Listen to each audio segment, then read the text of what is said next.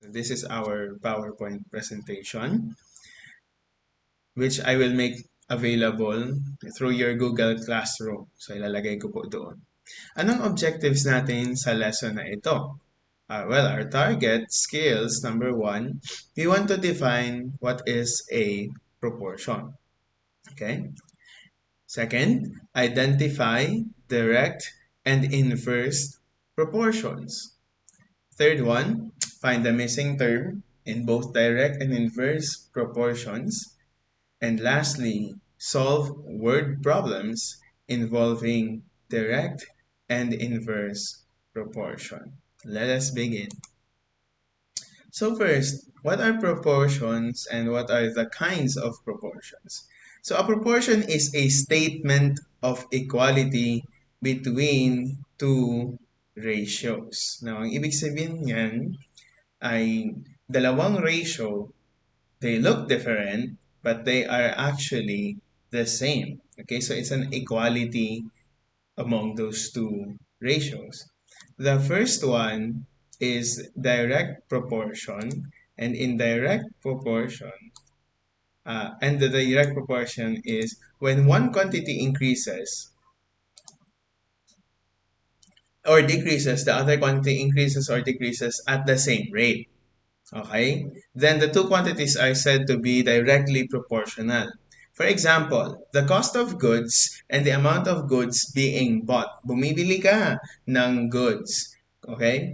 Now, normally, as, ano ba to?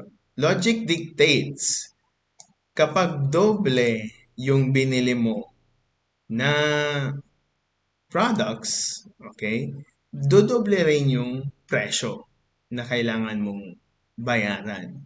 Do you get that? So, they are directly proportional. Habang tumataas yung cost of goods, tataas din yung amount na pwede mong mabili kung uh, amount of goods being bought. Now, yan sa direct. And I'm sure you can think of other ratios na ganun ang relationship. For example, yung speed ng isang car and the distance na tina-travel niya.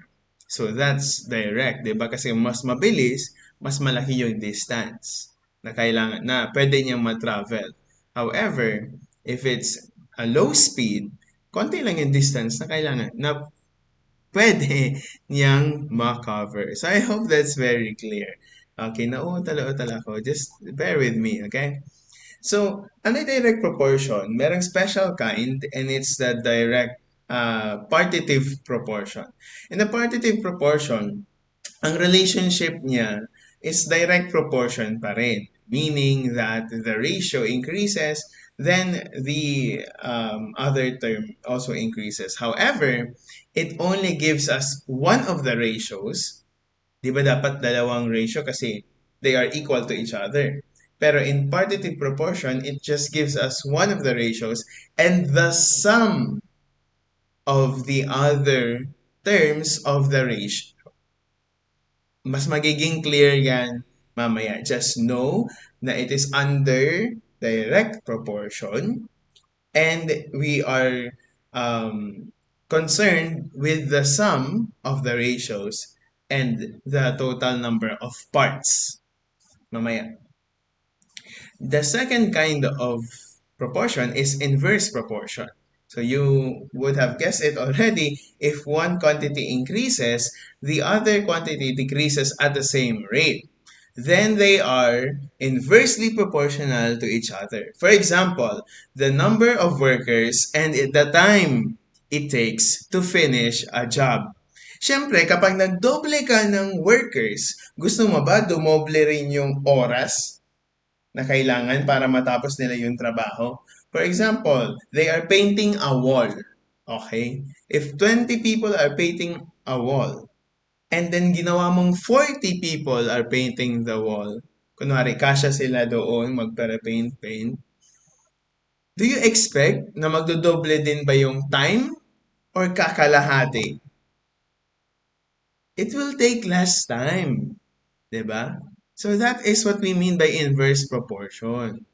As this one quantity increases, the other one decreases. For example, ikaw at yung kapatid mo mag-share sa pera. 'Di ba? Mas marami kang kapatid, mas konti yung perang makukuha mo. Bakit? Mas marami kayong mag-share. So, as the number of kids increases, the amount na nakukuha ng each bata ay bumababa. That's inverse proportion. So, direct, partitive, and inverse proportion. Okay? Now, let's have this activity. Okay? Pag-iisipan mo kung direct or inverse ba yung relationship ng mga nandito. Okay? Let me just make myself smaller or lagay ko sarili ko dito sa taas. Okay. Now, determine whether the following pairs of quantities show inverse proportion or not. Okay? So, I want you to read them. Pause this video. Basahin mo yan. And then, write down on your notebook if that's direct or inverse. You don't have to copy, just answer. Okay, you're back. So, ang number one, it says the number of workers and the time it takes to finish a certain job, bonus na yon. Kasi yun yung example kanina ng inverse. Okay? So, this one is inverse, or let's just write I. Okay? Because as the number of workers increase, the time it takes to finish the job should decrease. Second one, the speed of a boat and the distance traveled in a certain period of time. That's another bonus one because I already told you earlier, mas mabilis, mas malayo yung distance na makakover niya. Okay? So, habang tumataas yung speed, the distance also increases. So, that is direct proportion. That is the direct proportion. The third one, the speed of a car and the time required to pass the Cross Harbor Tunnel. Okay, note the time. So, let's see. If the speed of car becomes increased, does it take more time or less time to cross a distance? It will take less time. Okay? So, it will be a shorter time if the speed is very fast. So, this one is an inverse. The fourth one, the number of members in a family and their total savings. For let's have example, let's say that all of them are saving money. So the more people saving money, the more money is being saved. So that is a direct proportionality. Now we want to be objective here. Baka may nagtatanong sa'yo, sure, pag mas maraming gastos kaya mas konti ang saving. Let's say, kapag mga ganito, you look at the problem itself, okay, and what it wants to represent. Okay, so the number of members in a family and their total savings, alisin mo yung mga possible scenarios and go to the most likely one. And the most likely one here is that they would all be working or something. All right. So, but yeah, you would be correct. In some situation, it would be inverse. Okay. But yeah, let's move forward. Number five, the length and width of a rectangle with an area of 48 square centimeters. Okay. So what happens to the length and width? Okay. If the area remains the same. Okay. So if an area remains the same, okay, yung length and width magkakaiba. Pwede bang mangyari na hahaba siya and then tataas din? No, because that would increase the area. Dapat kung hahaba ito, iikli yung width. At kung hahaba yung width, yung length, iikli. Do you get what I'm saying? So, inverse ang kanilang proportionality. I hope that's very clear. Okay? So thank you. How many points did you get? Okay, nakailan ka ba? I'm curious. Okay, if you got 5, that would be perfect. If you got 4, because of number 4, that would still be alright. But if you got 2 or 1 or 0, I want you to go back, pause the video, go back, and read what the meaning of direct or inverse and inverse proportion. What are their definitions?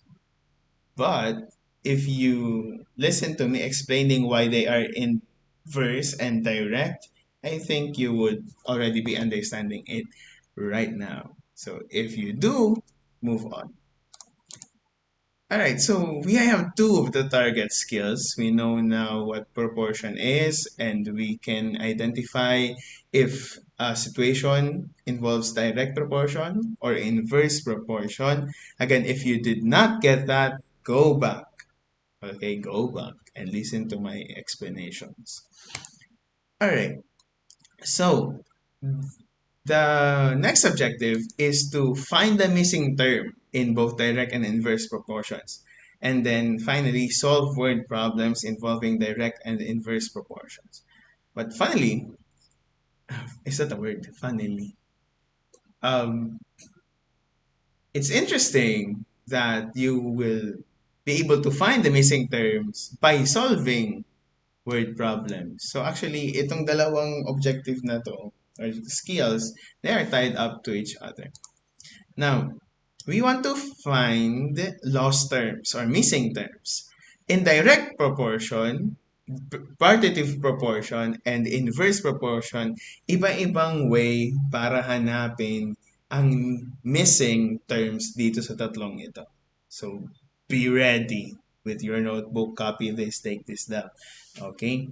And good thing this is a video, you can just replay it until you get tired of my voice.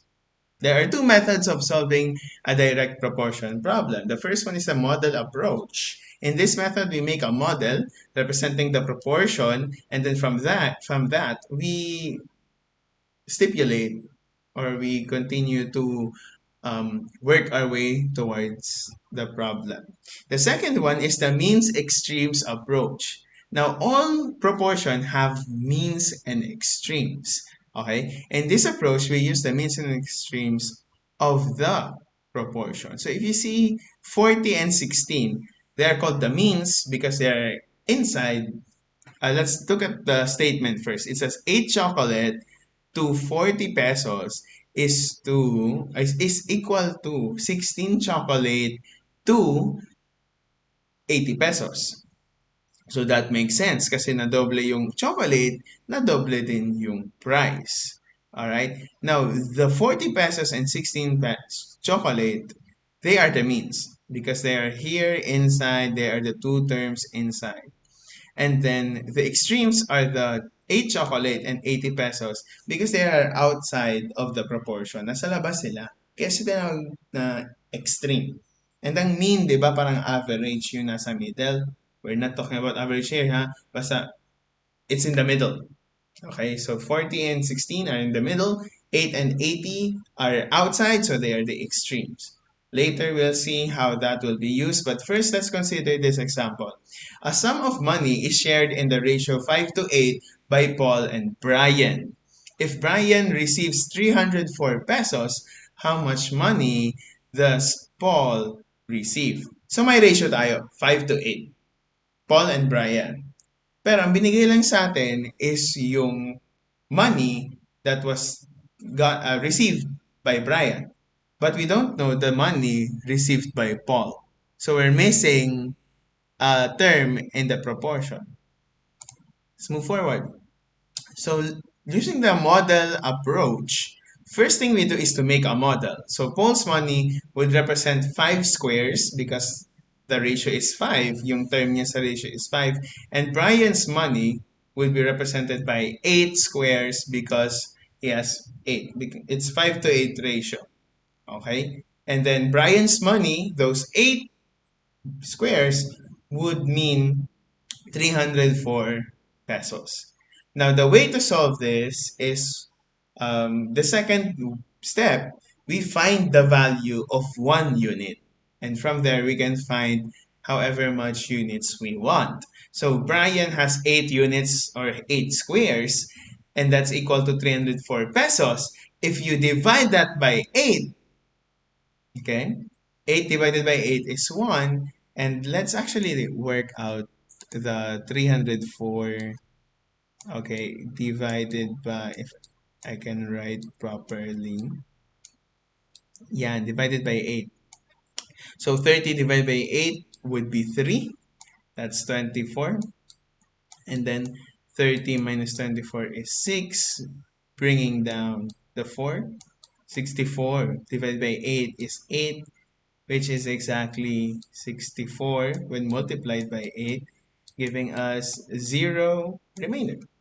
So, 1 unit is equal to 38 pesos, or 1 square is equal to 38 pesos. Now, it's simple for the last step. We just multiply that 1 square, value of 1 square, to the partner of the missing term. Okay, so the missing term is Paul's money. He has 5 units or 5 squares in this model approach. So 5 units times 38 per unit, if we work that out, of course, you can work it out yourself. But just to prove to you, we have to multiply by 5. Okay. 8 times 5 is 40. And then 3 times 5 is 15 plus 4, 19. So, therefore, Paul received 190 pesos as his share. Let's look at the other approach. But first, a summary. First, make a model. Okay, then find the value of 1 unit. Then after that, multiply that value to the partner of the missing term. The second approach is the means extremes approach. Now, the first and second steps are to write the proportion statement, okay, and then identify the means and extremes. I actually forgot to put a, what do you call this? Put an equal sign here. Okay, so that would make equal sign. So 5 is to 8 is equal to P is to 304. We just say P is Paul and B is Brian. You can use any letter you want. Okay. So Paul has 5 parts and Brian has 8 parts. And we don't know the amount of money received by Paul, but we know that Brian received 304 pesos. Okay. So the means are 8 and P. The extremes are 5 and 304. Step 3 is to equate the product of the means and the extremes. So yung product nila. The extremes are 5 and 304. So 5 times 304 is equal to the means, or the product of the means, 8 times P. Okay, we don't know what P is. So the fourth one, we just multiply the known values. Kasi yung alam na natin. Like 5 times 304, that's very usual. You can multiply it. I'm not gonna multiply it. Do it on your scratch paper. Okay. Okay, that's equal to 8 times P. We very much cannot multiply 8 times P because we don't know what P is. Okay? So we just leave it as 8 times P. Huwag mong papakialaman muna until we get to step 5 wherein we divide the partner of the missing term to the known value o yung product kanina, which is we have P equals 1520 divided by 8. Now, if you work that out, you will get 190 pesos. I actually want you to pause the video if you're watching this and divide that just to check if I'm correct. Okay, and if I'm not, okay, comment down below in the comment section if I'm wrong. Okay, so your turn. A piece of string is cut into 2 parts in the ratio 2 is to 3. If the length of the shorter piece is 12 centimeters, what is the length of the longer piece? You know what to do. Pause the video, answer it. You're back. Hi. Okay, how was it? Wasn't it easier? Let's look at the 2 approaches that we can use. Okay, the first one is the model approach. So it's a very simple model. That's not Paul's money anymore. I'm so sorry. It's the shorter piece and then the longer piece. It's embarrassing. Okay, so the model of the problem is this. The shorter piece has 2 units because that's 2 is to 3. And the longer piece has 3 units. We don't know the value of those 3 units, but we know that the shorter piece is 12 cm.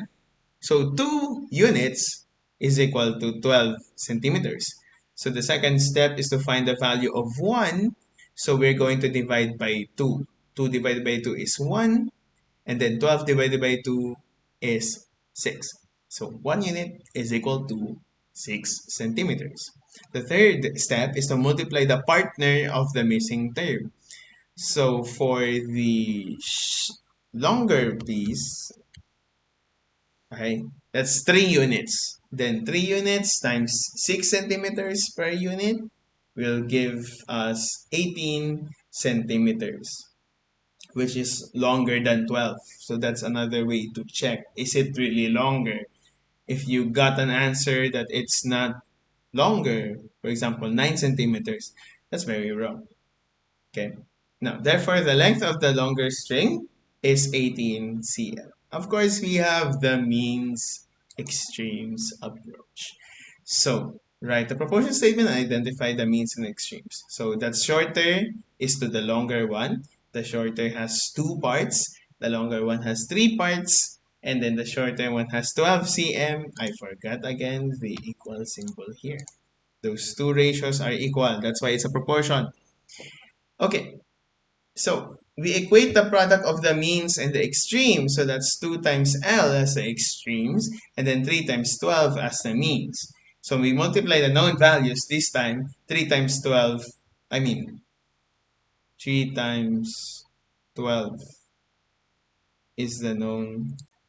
Anyway, alright, so my last statement was wrong. So you notice it would have changed. And then 3 times 12 is 36. Okay, not 24, Francis. Now, we multiply the known values. That's 2 times L equals 36. Again, 2 times L, we can't move, we can't do anything about that right now at that step because we don't know what L is. Okay, so we multiply just 3 and 12. And now for the last step, divide the partner of the missing term. So that's 36. The part of the missing term is 2. So 36 divided by 2 is equal to 18. Therefore, the length of the longer string is 18 centimeters, which is the same as our model approach. So that is direct proportion. Okay, so if you got wrong in this problem, you can go back and listen to the instructions again, or listen to the lecture again. So the next thing we're going to study is this partitive proportion, how to find lost terms in that. So we take the sum approach. In this method, we get the sum of the parts of the ratio and divide the result of the given sum. So we get sum of the ratio divided to the sum. So that's why it's a sum approach. It's not really called that. I just like to call it that way. So if your professors in high school will ask what that is, guni-guni po yan ni Sir Francis. Example! 3 children share the price of 9,000 pesos in the ratio of 3 is to 2 is to 1. So, how much are the greatest and the least shares? Alright? So, um, the sum approach would be in this wise. First, get the sum of the terms of the ratio. So the terms of the ratio are 3 to 1. So you get the sum of that at 6 parts. It tells us that everything is divided into 6 parts. 3 to the first person, 2 to the second person, and then 1 to the last person, whoever he is. That's unfortunate. The second step is to divide the sum by the number of parts. So the sum is 9,000 pesos divided to 6 parts. That's 1,500 pesos per part. Okay, and there are 6 parts. So that's 1,500 per part. Again, you can divide that on your own to see if I'm correct or wrong. and then common. Next, multiply the value per part by the parts needed. So the greatest share is 3 parts, multiplied it to 1,500 per part, it gives us 4,500. So the greatest share is 4,500, and then the least share is only one part, and there is 1,500 pesos per part, so that's just 1,500 pesos. Therefore, the greatest share is 4,500 pesos, and the least share is 1,500 pesos. I hope that's very clear. Your turn. The ratio of men to women on a plane trip is 3:2. If the plane carries 300 total passengers, what is the number of the women on the trip? So first of all, you notice that this is not a normal direct proportion problem because it does not give us how many men there are or how many women there are, but the total of the men and the women, assuming that there are no children or dogs in the flight. And we're not counting the pi. Never mind. Just answer that. Pause this video and then see the solution. You're back. Hi. I hope you enjoyed that plane trip. Okay. So this is the breakdown of the steps. So we get the sum of the terms of the ratio. That's 3 plus 2 equals 5. Simple.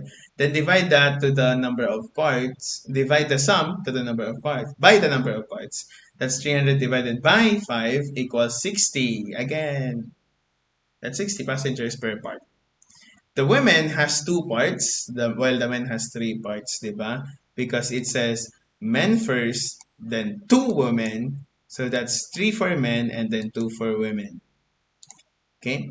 So the women have two parts times 60 passengers per parts. That's 120 women passengers. Therefore, there were 120 women passengers on the plane. I hope that's very clear. And then finally, if that's not clear, go back. Okay, go back before you proceed to the next one. Because this is another proportion. So the third one is to find the inverse proportion. Find the lost terms in the inverse proportion. So the table approach is used here. Again, it's not called that. I just like to call it that because I always make tables for inverse proportions. Now, in this method, we create a table for the terms in the proportion and use that to solve the problem. Now, let's have an example. If an emergency pack of food can last for 6 days for 10 men, how will the food last if there are 15 men? Now, just another food for thought. Before you answer something like this, determine first what kind of proportion is being talked about there.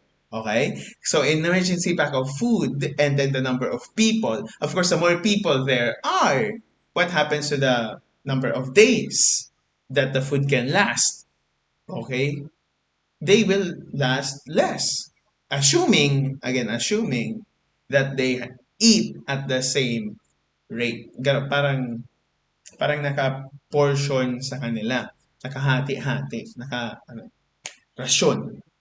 Okay? Naka-rasyon sa kanila. So walang yung parang baboy na gabing kumain sa kanila. Pare-pareha silang amount na kinakain. Assuming that. Okay? So, let's just go to the solution. Tables approach, you make a table. Okay, the first quantity is the number of days. So, we don't know the number of days that it will last for 15 men, but we know that for 6 days can be lasted if there are only 10 men. So, we expect that the D is less than 6 because there are more people. We named it as D days because the day starts with D. Again, you can use any letter you want. Okay? You just use D because it's convenient. You also use T for time. That would work. Now, the second step is to equate the products of the rows. Okay? That means we're going to multiply the rows. Do you know what a row is at the table, right? It's this. Like, it's D and 15. So you multiply that. D times 15 is equal to 6 is to 10. Now, in inverse proportions, all inverse proportions, if you multiply the first quantity by its corresponding second quantity, that product is the same to all equivalent ratios of that proportion. Nagigets niyo ako? Yeah, well, it will come naturally if you don't. Okay? So, d times 15 equals 6 times 10. Now, we want same thing with what we've been doing earlier. Multiply the known values. 6 times 10 is 16. And then divide the partner of the missing term to that product. 60 divided by 15 is equal to 4. 15, 30, 45, 60. Therefore, the food can last for 4 days if there are 15 men. I hope that's clear. That's very clear. Okay. So only 4 days. That's why you would see in movies where there are less resources, kapag konti lang yung resources, yung food, they would get rid of other more useless parts of the more useless members of the group. So it's sad, but yeah, it's just very sad. Okay, ganun din ang reason kung bakit may gera noon. Okay, because there are less resources. Okay po. So, sa langit lang talaga tayo may abundant resources. Moving on! Your turn! 12 students arrange the chairs at the assembly hall for 20 minutes. Assuming that all the students worked at the same time, how long would 15 students do the same job? Again, we are assuming that they did not play, hindi sila nagkwentuhan, talaga nag-ayos lang sila ng chairs, and at the same rate or the same speed.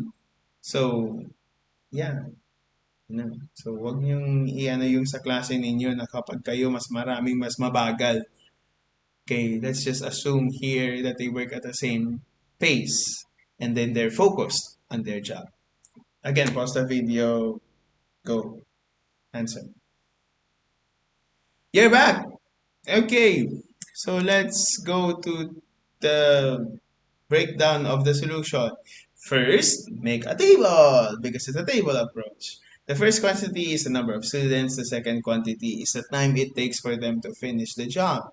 So 12 students took 20 minutes and 15 students took T minutes. Again, I use T because it's time. You can use any letter you want because we don't know it yet.